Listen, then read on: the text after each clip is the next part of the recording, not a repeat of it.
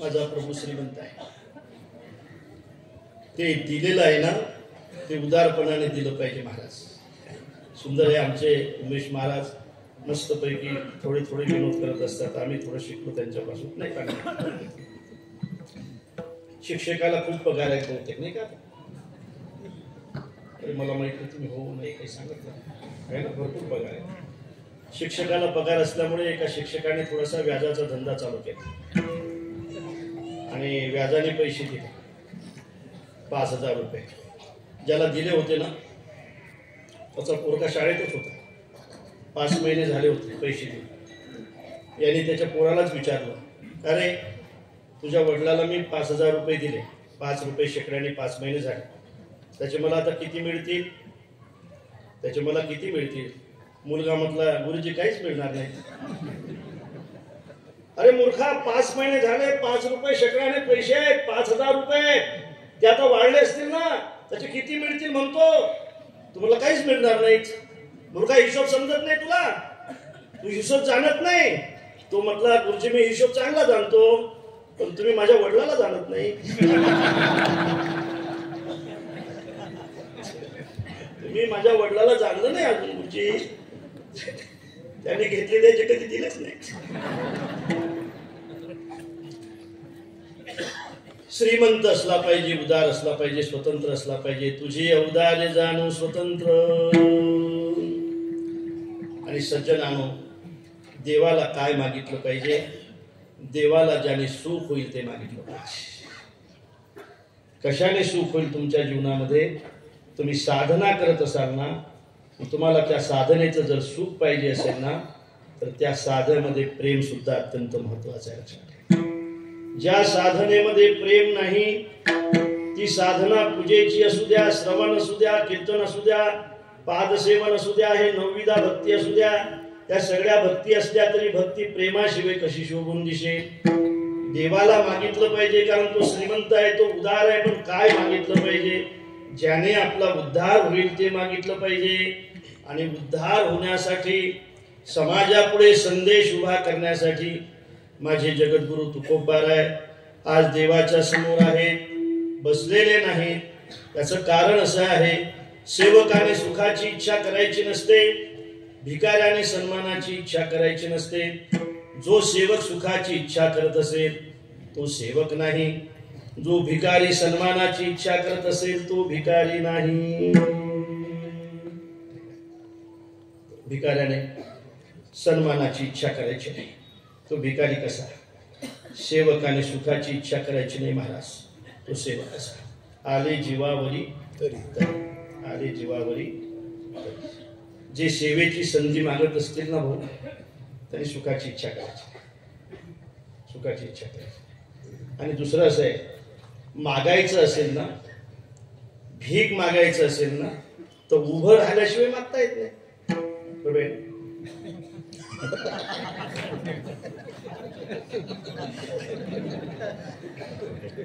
अरे भीक मागायचं असेल तर पहिले उभं राहावं लागतं का नाही? मग मागावं लागते. पण भिकारी असेल तर त्याने बसून मागायचं नाही, उभं राहून मागायचं आहे. म्हणून थाकलो से द्वारी, मी उभा आहे तुझ्या दारामध्ये, मागण्यासाठी उभा आहे. मी श्रीमंत भिकारी नाही, मी याचक भिकारी आहे, मी गरीब भिकारी आहे. घेतल्याशिवाय जाणार नाही. आज बऱ्याच वेळेला मागेला आलो, तसंच परत पाठवलं नाही, घेतल्याशिवाय आज जाणार नाही. तुझे म्या घेतल्या बाजू नेण्यासाठी आलो, घेण्यासाठी आलो. तू जे जपून ठेवलंय ना ते मागण्यासाठी आलो. दुसऱ्याकडे का मागत नाही? दुसऱ्याकडे ते खूप भेटत नाही म्हणून मागत नाही. प्रपंचामध्ये प्रेम भेटत नसते महाराज. प्रपंचामध्ये पैसा भेटत असेल, प्रेम नसते भेटत. लक्षात ठेवा, प्रपंचातलं प्रेम कमी कमी होत आहे, परमार्थातलं प्रेम वाढत जाते. प्रपंचामध्ये जसा जसा माणूस म्हातारा होईल ना, खरं सांगा तुम्ही, तसं तसं प्रेम कमी होते का नाही? परमार्थामध्ये जसा जसा माणूस म्हातारा होईल ना, तसं तसं प्रेम वाढत जाते. 94 वर्षाचं वय आमच्या बाबाचं, मारुती बाबाचं. अरे होत नाही गड्या माझ्याकडून, आता काय आदर करतात तुम्ही? माझ्याकडून आता गाडीनं प्रवास नाही जमत, बाबा हेलिकॉप्टर पाठव. परमार्थातलं प्रेम वाढत जाते, प्रपंचातलं प्रेम कमी होत जाते. खरं सांगा, लहानपणी जे होतं ते नंतर राहिलं का? लहानपणी जे प्रेम करते ती आई असते, आणि तरुणपणी जे अधिकार गाजवते ते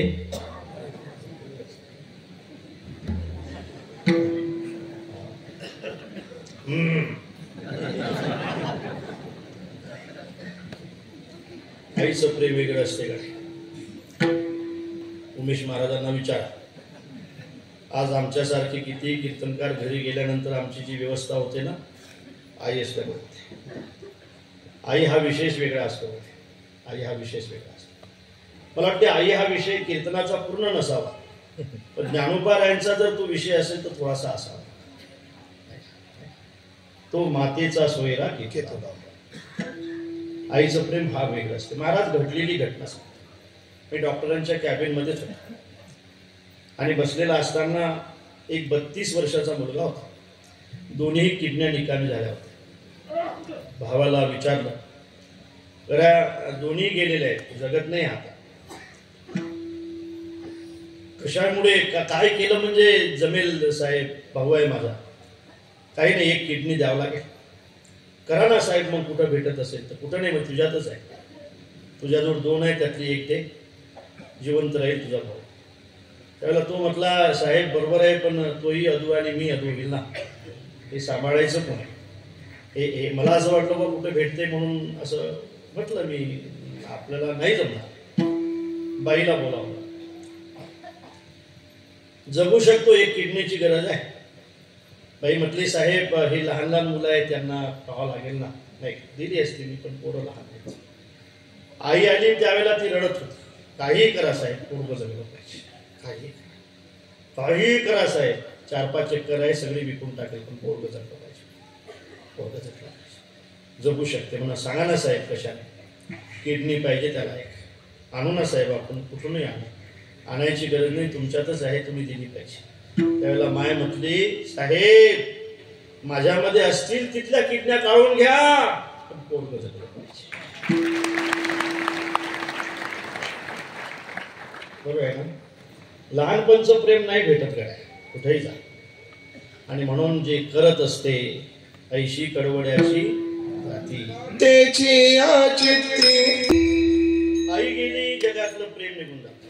लहानसं असते महाराज, असं टाकलेलं असतं, 4-5 महिन्याचं असते, पा बाजूला बसलेली असते, त्याच्याशी बोलत असते. माझे भांडे राहिले दादा, आता माझं धुणं राहिलं, भांडे घासायचे राहिले, माझं छकुला आता झोपणार आहे. बरोबर आहे ना? काय समजते बाता, काय समजलं भांडे काय धुणं काय समजतं? 5-6 महिन्याचं आहे, थोडंसं गालात असते, पण आई त्याच्याशी अत्यंत प्रेमाने बोलत असते. माझे भांडे राहिले, माझं धुणं राहिलं, एका स्वयंपाक राहिला, आता छान छान झोपलं पाहिजे. तुझे पिता घरी येणार आहेत, आता पिता घरी येणार आहेत, तुझे पिता.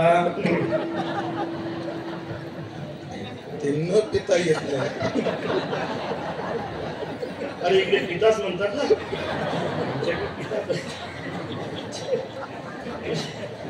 तुझे पिता आता पिता घरी येणार आहेत, त्यांच्या अंगावर थंडगार पाणी टाकायचं आहे मला. चुडे बचुडे छपुडे, माझे चुडे बचुडे छपुडे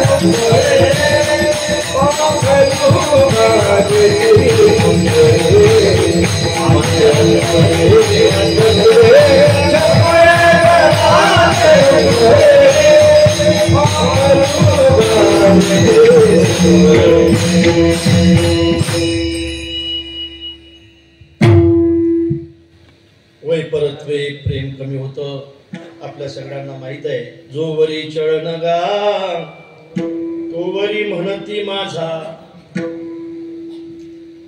प्रेम नाही भेटणार रे माझ्या राजांनो तुम्हाला प्रपंचाकडून, अजिबात भेटणार नाही बरं का.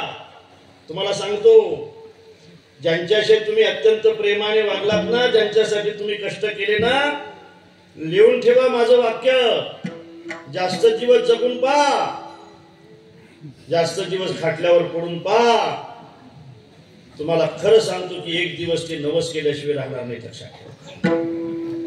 कोण म्हणते महाराज प्रपंच प्रेम करतो? नाही करत. प्रेम फक्त देव करतो.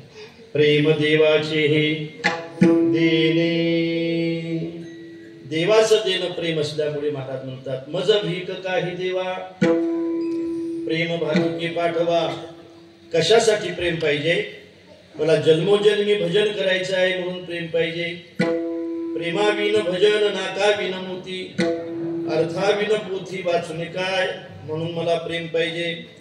मज भीक काही देवा प्रेम भातुके पाठवा.